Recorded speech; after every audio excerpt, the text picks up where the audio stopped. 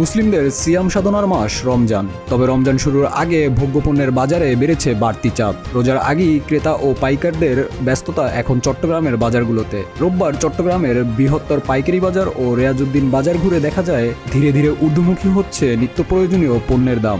ব্যবসায়ীরা বলছেন, আন্তর্জাতিক বাজারে দাম বাড়ায় বাজার দরের এমন তারতম্য দেখছেন তারা।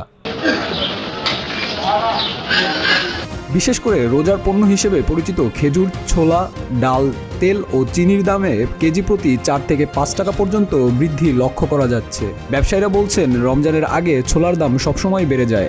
এখন পর্যন্ত ভালো মানের চনার ডালের দাম বেড়েছে 4 থেকে 5 টাকা পর্যন্ত। তবে নিম্নমানের ছোলার কোনো পরিবর্তন হয়নি।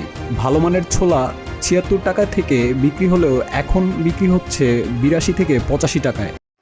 ছোলা মিডিয়াম কোয়ালিটি যেটা 68 টাকা রেট ছিল, এখন বর্তমানে সেটা 72 থেকে 73 টাকা। ভালো মানের যেগুলা আপনার 76-77 টাকা বিক্রি হয়েছিল, ওই মাল এখন বিক্রি হচ্ছে 82 টাকা, 58 এরকম।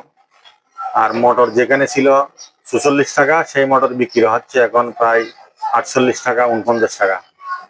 মোটামুটি সব পণ্যের দামে বেশি। সেটা পণ্যের এদিকে চাহিদা বেড়ে গেছে, চাহিদার তুলনায় আমরা মানুষকে কম দিতে পারছি, যার কারণে ব্যবসায়ীদের থিওরি হচ্ছে যে পণ্য যখন বাজারে কম থাকবে সেই পণ্যের দাম বেড়ে যায়। স্বাভাবিকভাবে সেটা বাড়তেছে এখন। তা আমি আশা করব সরকার যদি সেটা নিয়ন্ত্রণ করতে পারে তাহলে পণ্যের দাম কমার সম্ভাবনা আছে। বাজার মনিটরিং যদি প্রতিনিয়ত না হয় তাহলে এক শ্রেণীর অসাধু ব্যবসায়ী সেই সুযোগ গ্রহণ করে।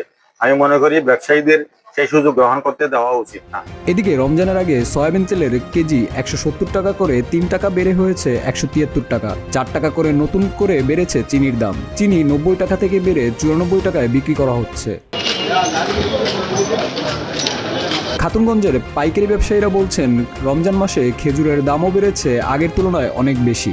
10 কেজি খেজুরের কার্টন 1700 টাকা থেকে বেড়ে 1900 থেকে 2000 টাকা পর্যন্ত।